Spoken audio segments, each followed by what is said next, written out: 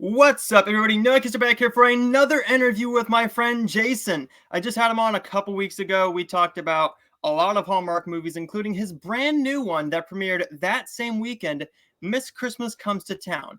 Well, I have him back on my channel to talk about a film that is premiering this Thursday, which I have had the chance to see. And I gotta say, check this film out once it airs on this Thursday, 8 p.m. on Hallmark Movies and Mysteries, A World Record Christmas with Nikki DeLoach. Nikki DeLoach is the head star, but as we're going to talk about, we are going to have a lot more to talk about with this film than anybody is even going to think about. So what was your experience making A World Record Christmas, and how did you get a hold of this kid? Because this kid does have real autism. He's not a kid actor who is just acting like it. He actually has autism. So how was it finding him and casting him and everything with that matter of this film?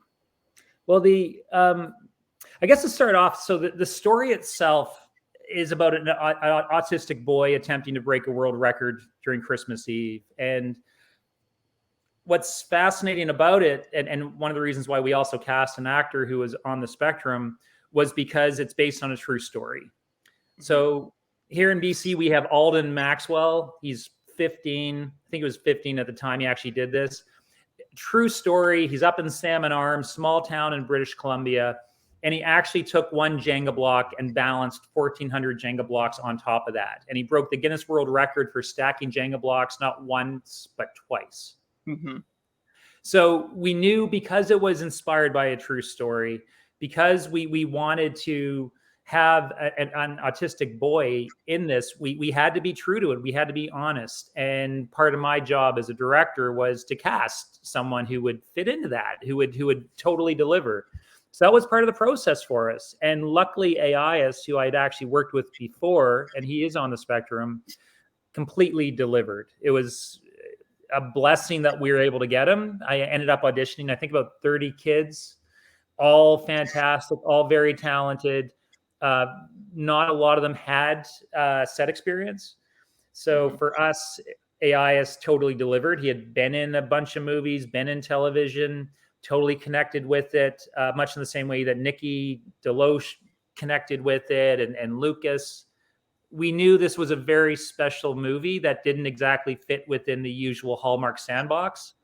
And our execs at Hallmark were also on board to do something a little different than what we're used to. So how was it working with a kid on the spectrum, and was it different than other kid actors? Like, did he have any times where he had to, like, say, I need to take 1 minute here, I have to go and calm down? Like, did he have a minute of getting overstimulated in any way while shooting, or what was he so professional? He's an incredibly talented actor, and I found when I was doing the casting, talking to many kids, as we know, being on the spectrum encapsulates so much, because you could be nonverbal, you could be, as you said, you could be overstimulated by certain things, loud sounds, possibly, large crowds. AIS just happened to be just an incredibly strong actor who connected with this role, and I could collaborate with him. So at no point was, say, him being on the spectrum, it's not like it's anything we had to adjust for. Mm-hmm. These are 15-day shoots. And what that means is that the page count can be very high. So AIS literally has the ability to do like 10 pages a day. And that you've seen the movie, he's in a lot of scenes, and there's a lot of levels going on, and he delivered. He just happens to be one of these actors that could totally pull this off.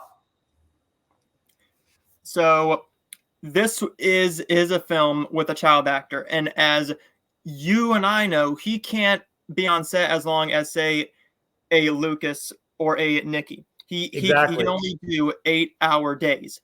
So yes. Did you do a lot of scenes when he wasn't on set, or were there less scenes without him on set that you had to worry about? It's a very good question. We had an AIS double every day because of exactly those. So when I'm directing a scene, say around the table, when the mom has shown up or the grandmother and they're eating fish and chips with Lucas, to pull that scene off, I lost my time with AIS. So I would work my schedule when I would do the coverage and the close-ups. I would do AIS first.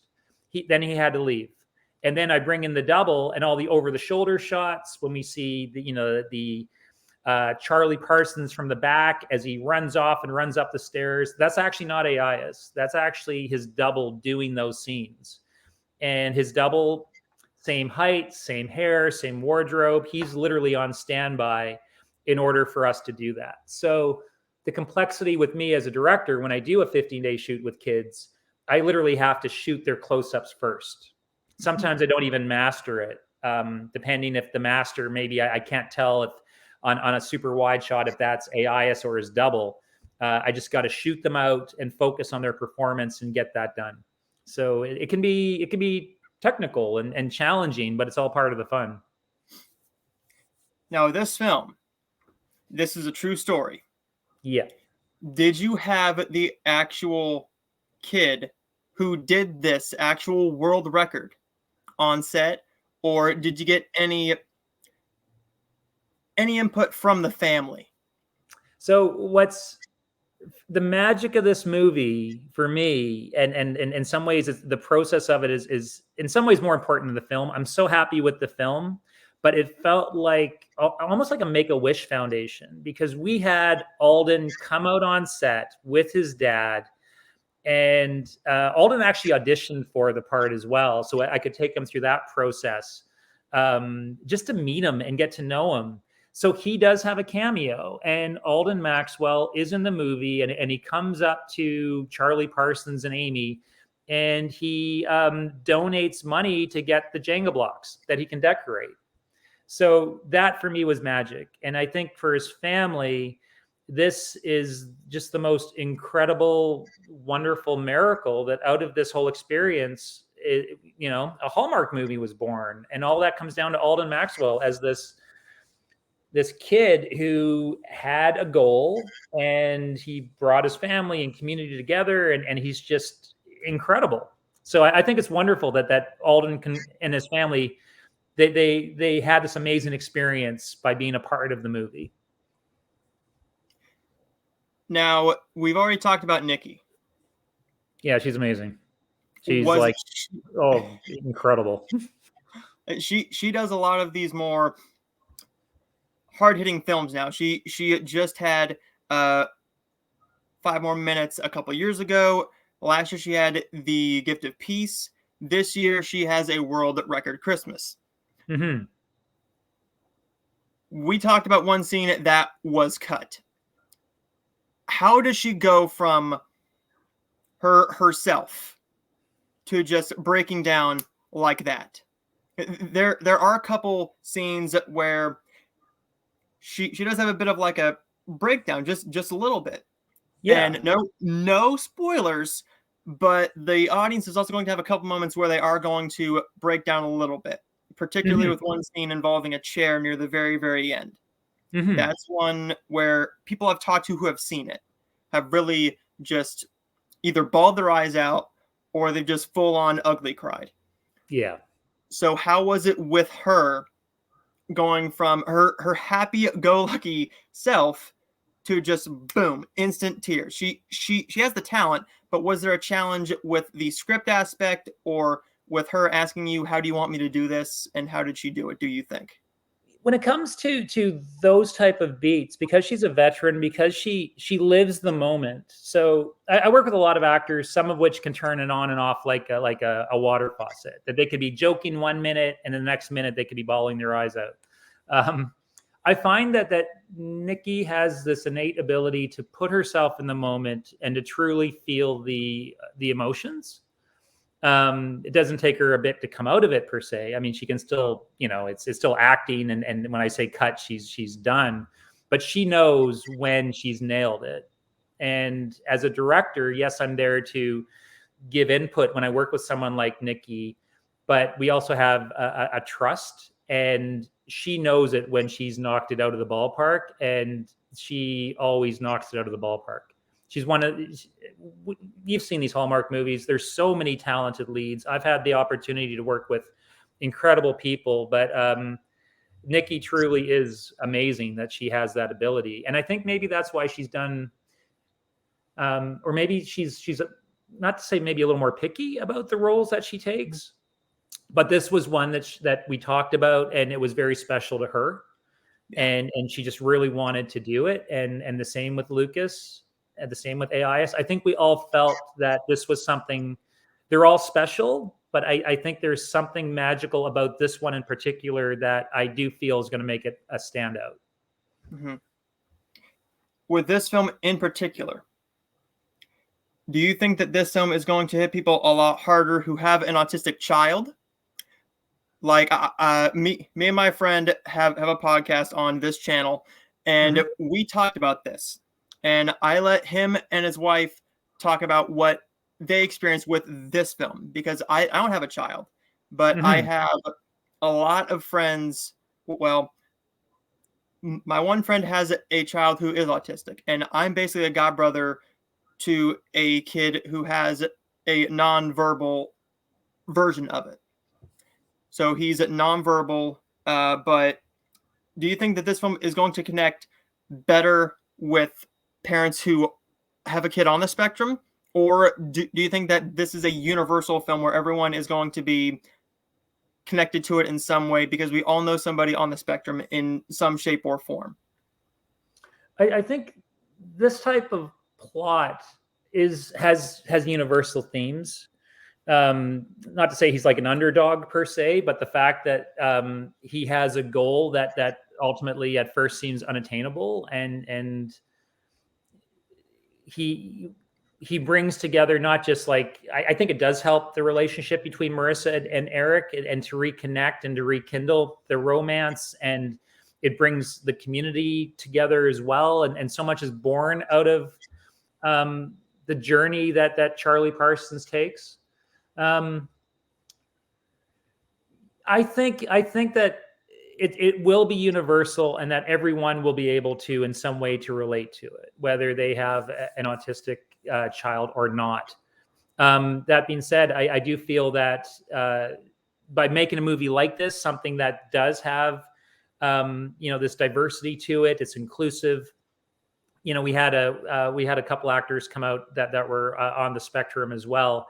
I think that's awesome, and I do feel that the way that we're evolving in the film industry, that when these type of roles come up, we do need to keep it honest. I do feel that even though, like Leonardo DiCaprio, for example, when he did What's Eating Gilbert Grape, yes, he knocked it out of the ballpark. He was playing, a boy on the spectrum. You got like Dustin Hoffman and Rain Man, and Sean Penn has done it. All awesome. All these amazing Hollywood actors knocked it out of the ballpark. I think where we are now, though, as a society and in Hollywood, we do need to cast actors that are on the spectrum if it's for a role that's on the spectrum. Hope that answers your question. There's complexity to it, but I do think it is part of the evolution, and I'm so happy that Hallmark knew off the top that we had to cast an autistic actor for this. We were full in agreement. You had to keep it real, because if you don't keep it real, then the audience can tell. Many times, as a critic, I can tell. But with this film, with AIS, you could tell he actually had autism. But what we have here is also a film about friendship. He has a friend in this film named Amy.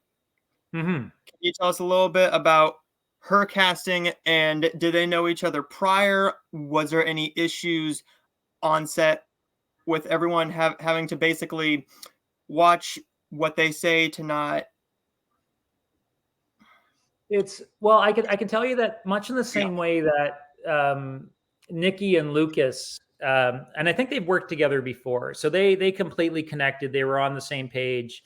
They were able to make those roles seem so honest and real as parents, more so than I think dare I say, than other Hallmark movies. I truly felt like they made that connection. I think the same's to be said about Aias and Daphne, that the relationship came across so incredibly real and honest. Also, because Aias and Daphne, and it's an interesting story. They are actually best friends. They knew each other when they were actually like 6 or 7. The photos of them together at that age are so freaking cute. And when we did the casting of this, it was just incredible, a miracle, pure blind luck that Daphne, out of seeing like 30 kids, she literally was boom, the best, and boom, happened to be best friends with AIS. We just got so incredibly lucky with that. They had that chemistry. They could run their lines together. They were always talking and playing and goofing around. We had a pretty goofy set, which I'm a pretty goofy director from that end. I love working with kids. I enjoy that energy. And it was, it made it so much easier for me knowing that there's a pre-existing relationship between these two that I think helped add to the magic. She's a veteran, by the way. I gotta say, both Aias and Daphne, if you look them up on IMDb, it's amazing that they could be so young, and between the both of them, they have so many credits. Yeah. Like they are truly two incredibly talented actors that have an amazing careers lie ahead of these two. I have no doubt. With Daphne, she's been in 2 films for Hallmark prior, and both I have seen, and I had no idea she was even in them. Just because it's been a little while. When you film these, they are within 15 days. But since she is so young, it takes time for her to age. Yeah. So she did a film called The Fabled Holiday with Bourque, Dorsey, and Ryan Pavey. Nice. And then she did a film before that called Don't Forget I Love You. Looking back on those films, she was younger then. And I think she has gotten so much more talented and very mature for her age. She's always had talent, but this film really speaks to it because acting with your best friend can be one thing. But with this subject matter, you got to be very careful because you don't want to be too goofy with your best friend. Yeah. Yeah, it's well said. You know, it's interesting. Hey, I'm curious. What was your take on that scene with Aias and Daphne with the when he tries to give her the necklace? I've been in that spot before with a couple of girls. We can relate.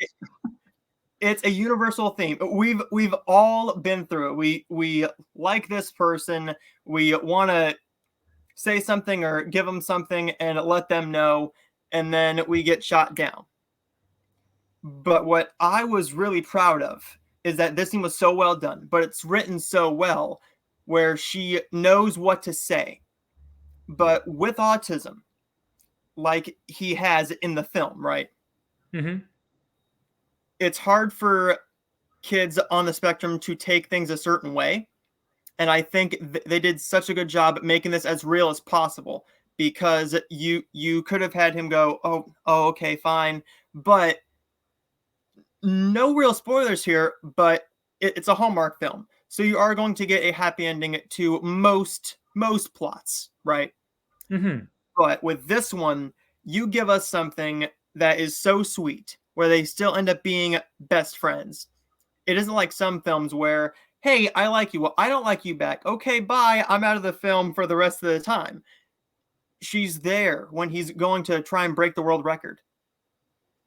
Yeah, it was a good script with that, eh? Like I did feel like and we know that they can have multiple plots, multiple subplots. And in this case, I thought all the subplots, and we talked about it on set, and we talk about the arcs of the characters, but all those subplots with the script, the structure felt very strong for me. So that was I was really happy that came together.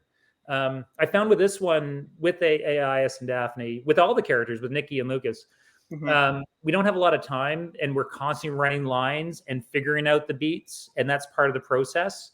You know, when I say cut and you know, we quickly work out and block out the next scene, I'm working with them. like we how can we elevate this? So this one had a lot of ad libs. It had a lot of funny beats that we were adding, and emotional beats, things that weren't on the page. Mhm. It kind of fills in the blanks, because you can have dialogue that works out great, but the head and tails of the scenes can be completely ad libbed. And this one we did quite a few ad libs that I was pretty happy with.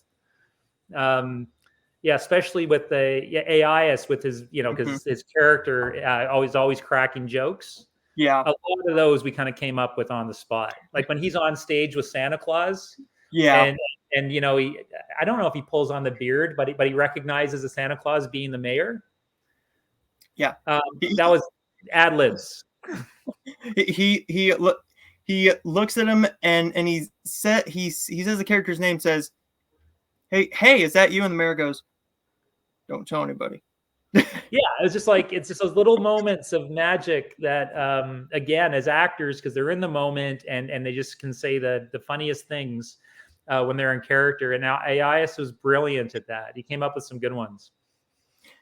Now, the last time that we talked, right? Mm-hmm. You made a film with Andrew Walker, and Yeah. you told me that he's a bit of a jokester.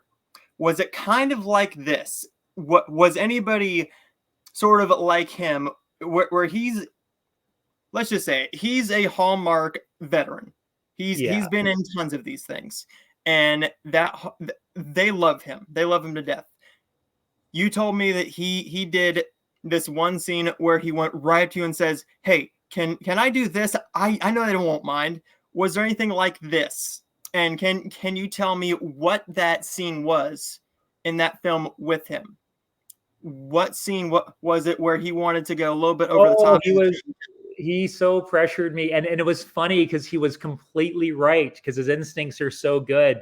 It was, I don't want to get too much into it, but the project itself, we were kind of left on our own a little bit, in the sense that we had wonderful execs, but they were also busy with another project at that time, and I was pretty much left on my own. And I have to, it's all about preserving the relationship with Hallmark, obviously.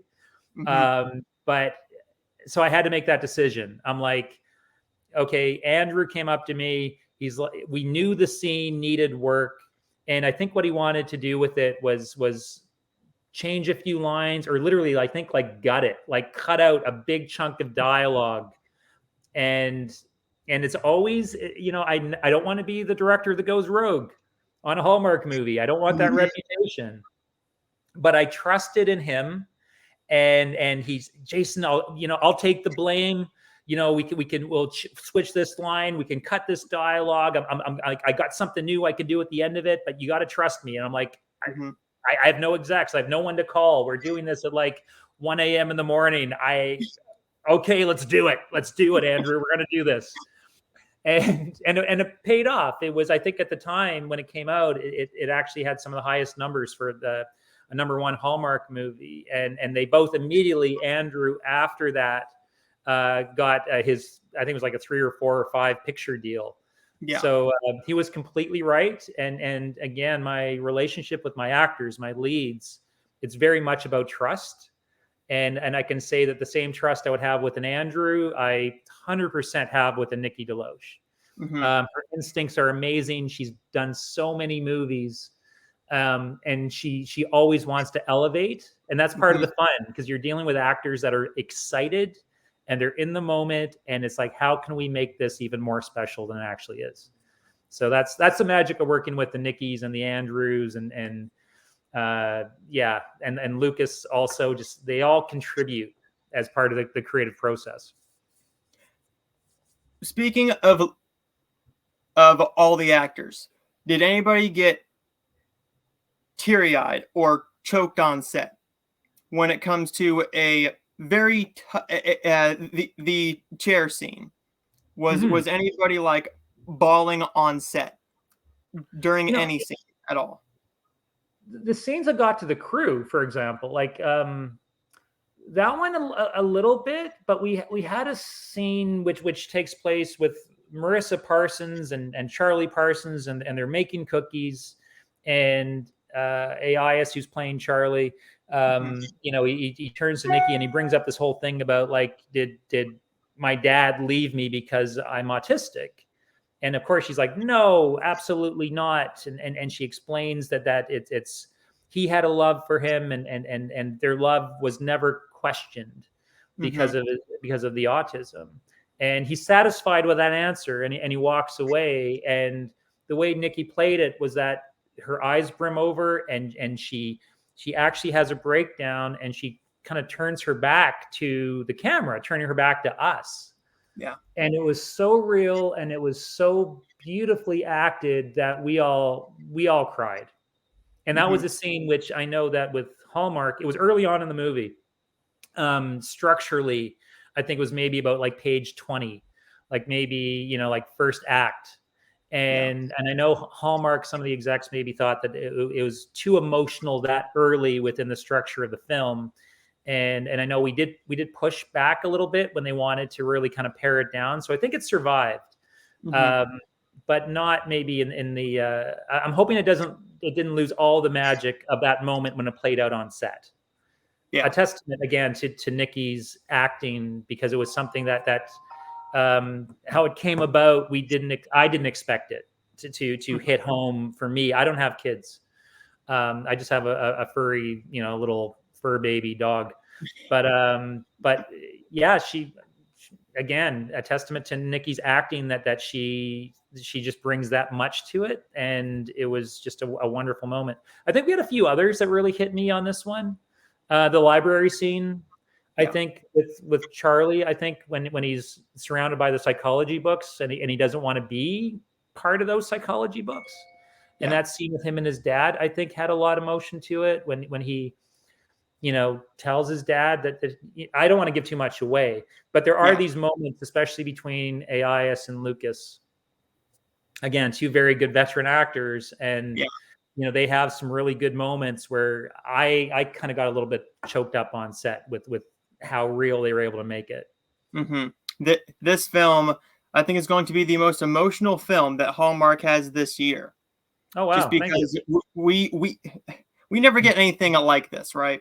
We never get this sort of story where we get a lot of like kids who maybe have uh, Down syndrome, right? Mm-hmm. But we never have this one scene that happens in this one with the chair that hits you that hard. It's mostly like a comedic beat, and they don't really see. They touch on it, but they don't touch on it enough. Whereas this film goes full head on into the comedy, emotion, and drama aspect, but it doesn't take away from any of these genres. The genre balance is so well done in this film, where you can really feel that all the actors knew what to give. Yeah. But with the script here, the script is so well written, where if you wrote this scene wrong, this specific scene wrong involving the chair, if it didn't have that exact line of dialogue uh, that Charlie says, it wouldn't work. That Yeah. line was just pure gold because people who have either fostered or adopted kids have had that said to them. And you are this. You are my this now. And I always knew you were this. But it's just how he portrays it. I don't think I could see anybody else play Charlie or play an Eric because their dynamic on set, I'm sure was just so much fun, but they Yeah. knew when to be serious, right when the cameras needed it. Yeah. Yeah. It was that's part of the joy of it. Behind the scenes, it's yes, we have a lot of work to do, and we, a lot of joking and a lot of fun and a lot of play, because ultimately Nikki has the ability to be a big kid, and so does Lucas.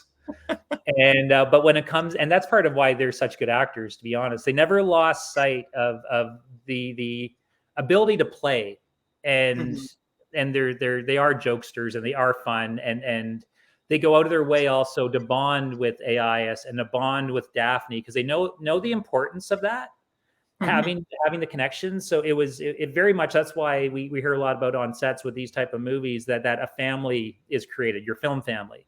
And that's what Nikki and Lucas and AIS and Daphne and why the cast on this gelled so beautifully. So that is Nikki also, again, going out of her way, knowing that she's the lead, to really be that just that mother figure and friend, and it's pretty magical working with a cast like this.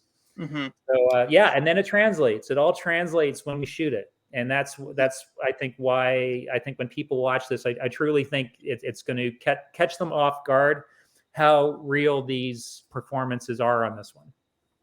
Was this film harder to do than Mr. Christmas Comes to Town? Let alone, let's leave the pain in the neck 1,400 Jenga blocks to the side. So with them out of the way, which film was harder to do, this one or Miss Christmas? Miss Christmas, I would say, is harder. This one, because of this one flowed for me a lot stronger, and if that makes any sense. Like, I found between both are a very good cast, but I do admittedly connected more to A World Record Christmas on a number of levels as a director than I did with Miss Christmas Comes to Town. Miss Christmas Comes to Town, again, fantastic cast, super strong script, lots of complexity. I mean, shooting on a bus, I would have loved to have built that bus set and not shoot on a real bus, which is so confining, and I have to use wide angle lenses, which sometimes I don't think were as flattering. So for me, this is a curse of being a director. The amount of compromises I make that no one else will ever hear about, it's a pretty long list. And every director knows deep down they got that in their back pocket. It's like, I missed that shot, or I wish I could have done that differently. I have a little bit more of that with Miss Christmas Comes to Town, based on the sheer complexity of a tour bus going on tour, and we had to shoot it in June during a heat wave. And they have to do 6 night markets, all at night during winter. How do you pull that off in the summer? So so the compromises for me were more so on that one than on A World Record Christmas. A World Record Christmas truly was a magical, for me, the journey of making this movie. The fact that Alden Maxwell, I think we were so respectful to his journey, and like I said, it was like a Make-A-Wish Foundation. That the fact that he could come out on set, his family could be involved. We were able to do something inspired by his story. It just made me feel so good. Yeah. So before I let you go, I would like to ask you a couple more things off camera. Sure. But do you have anything else coming up for any film soon? I know you just shot one not too long ago. You just wrapped one with Benjamin Hollingsworth and Cindy Busby a couple weeks ago. Yeah, that was crazy fun. That's probably the most stunts I've ever had in a rom-com, because it was whitewater rafting, it's zip lines, it's so much craziness and technical on that, because it's a wilderness adventure / rom-com. So that one, we just finished the editing of that, and I do think it's going to come out probably in the summer.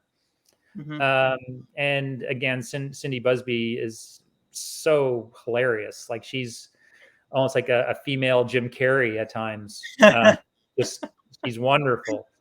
And Ben as well. Like, again, it's a usual thing. Like, when I work with these leads, they all want to elevate, and part of my job is making sure that we all collaborate, and it's that big team effort. And again, they delivered on that one. So that'll be the next one up.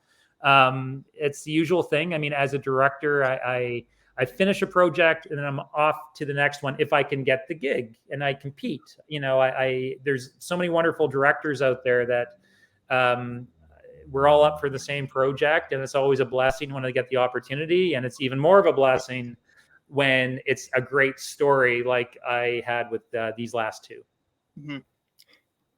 you're great friends with a fantastic person named Chrissy Will Wolf, right? Oh yeah, she's amazing. Yeah, quite the talent as a writer and a director and a producer. Would you ever do another one of her films if you ever got the chance? Because I know you wrote one film that she directed Hmm. called Chasing Waterfalls. Would Yes. you ever swap that if she wrote and you directed, or would you rather write and she direct another one of your screenplays? It's funny because I think it's all interchangeable. So those are all done by Navid Sufi and Tim Johnson, and they're really great at doing these wilderness adventure movies. And it's happened multiple times now where uh, Chasing Waterfalls, for example, like I was involved in the writing of it. And then I got pulled onto another project and I was going to direct it. And then Christy came on board to direct it and also do a polish on that script. And then the same thing happened with a Whitewater Romance. It was going to go, I think it was in the summer, the strike hit. She got pulled on to another show that she just finished with, I think, Chris Russell back in Halifax. So she was off it. And then I could come on board to direct it. Mm-hmm. And so it's not like Christy and I have those conversations. We just happen to be friends and part of our support group as directors, which is Yeah. always good when we can talk about cast or DOPs and we have that trust. Uh, but yeah, it's usually Tim and Navid as producers decide, oh, hey, listen, Christy wrote this, but now she's off on this. Let's bring in Jason. Or Jason wrote this. He's off on this. Let's bring in Christy. Mm-hmm. So any opportunities I'm working on any project with her, whether it's as a writer or a director or a producer, she's kind of like I'm in the same boat with her where we're both like, we kind of like a triple threat because we both produce, write, and direct. And Mm-hmm. like I said, any opportunity to work with her is awesome. Yeah, she knows her stuff. She has a ton of credits. Mm-hmm. And the last question is, I know you have a couple films that have not come out yet. Do you have any update on anything that hasn't come out yet, like Love for Starters? Love for Starters. Love for Oh, you know what? Starters. Yeah, I love that little movie. It's funny. It sold internationally, but I don't think it got aired in North America yet. Um, Not yet. yeah, so it might be available on streamers. Sometimes it shows up on like maybe a Peacock or an Amazon. I should check. But I Mm-hmm. find that sometimes I do romantic comedies that are outside of Hallmark. And as we know, I mean, Hallmark, they got a big piece of the pie. But so many other broadcasters have jumped on the rom-com bandwagon. It's kind of saturated the market a little bit. So, and Hallmark, the quality I find of the Hallmark movies is a cut above, usually with the amount of days and bigger budgets. That happens to be one that we did in 12 days. I shot up in Kelowna. Stephanie Bennett, who she's a huge talent. I've done some award-winning work with Stephanie that I Yeah. think is awesome. It was a little, it's kind of like a little hidden gem because it hasn't come out in North America yet. It's all played in Europe. So we'll see. I'm hoping at some point, maybe like an Up TV sometimes. There's a few other broadcasters that might pick it up. So we'll see. It's pretty good though. It's pretty funny. What about the Honeymoon Pact? So that's another one done with the same company, shot up in Kelowna. Debs Howard, who's again freaking funny. Same thing. I'm hoping that it gets picked up by Peacock. It won't. Those type of movies, I find, they're not done with Hallmark. They're not. They have no affiliation with Hallmark, Mm-hmm. but they usually follow the same format. So those two, probably two of my favorite films I've done up in Kelowna, BC, which is it's basically wine country. It's beautiful lakes and resorts, and I love the crew up there as well.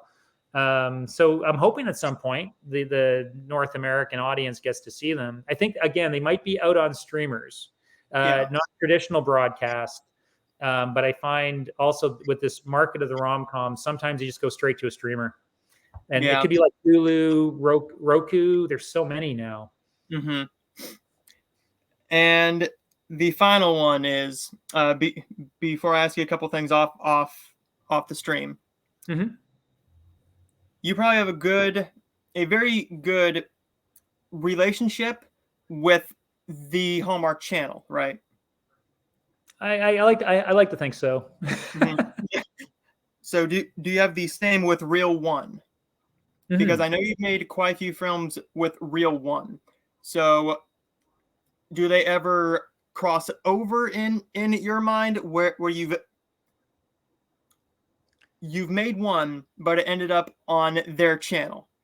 Has that ever happened? And which one is easier to work with in your mind, Hallmark or Real One Entertainment?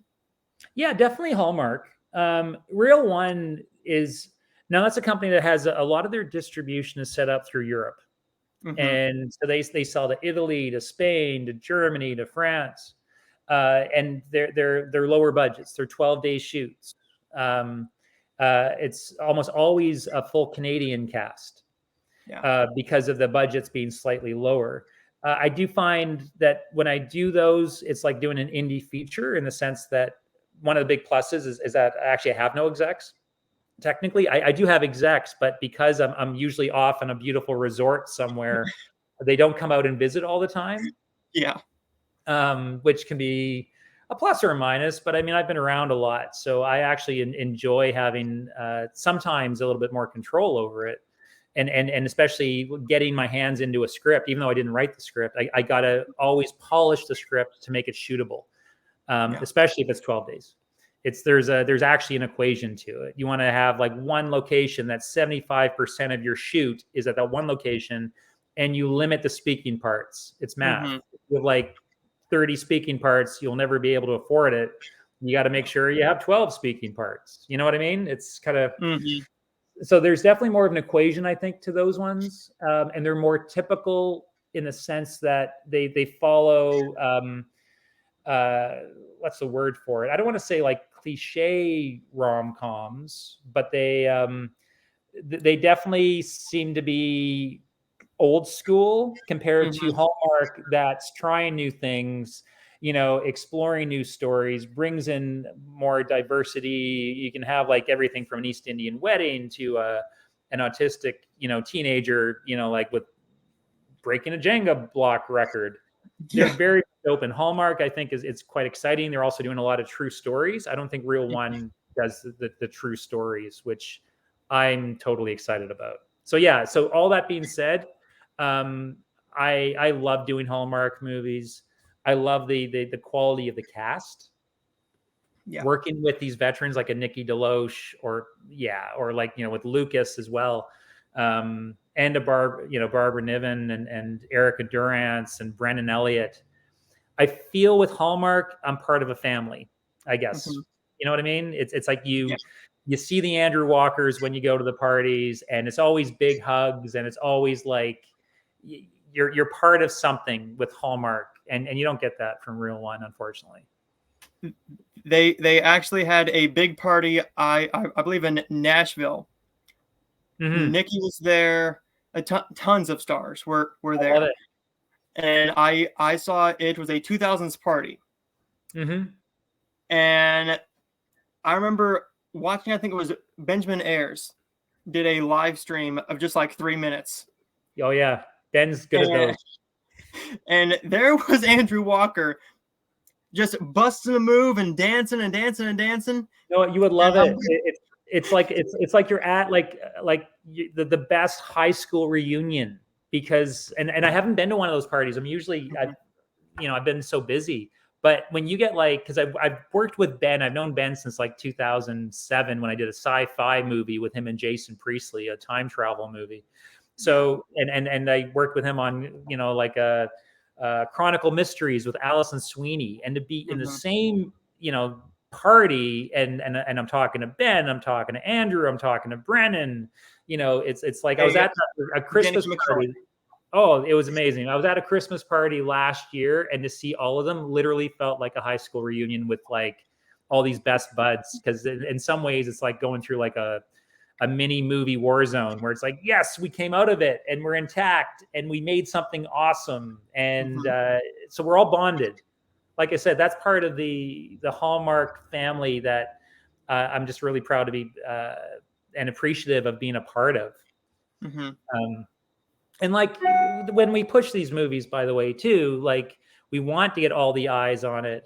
When a nice review just came out on a World Record Christmas, and Nikki, she gives me a text and a reminder, and we share those reviews and we touch base. And I find for me, a lot of those relationships, they stick around. Yeah. Which is quite nice. Everybody knows each other and loves everybody. It seems like all the writers, actors, and everybody just loves everybody. And once they're together, it's like little kids in a playpen. They just have so much fun, and you're just like, I want to be in the room. I want to be a fly on that wall just to see what's going to happen. You would love it. It's so much. For anyone who loves Hallmark movies, it would probably blow their minds because it's like to see everybody with just being big kids and just being so appreciative. And like I said, it's like a big family. It's really a beautiful energy when you see everybody get together. I do have a project coming up, which I'm hopefully going to be able to share a lot more about. It's pretty special. I'll tell you about it after this. I can't say too much about it yet, but it incorporates utilizing, it's in development at Hallmark and incorporates utilizing all of that talent. So it's pretty special. So that's what I'm working on now, but I'll tell you about it later because I can't officially talk about it. Yeah.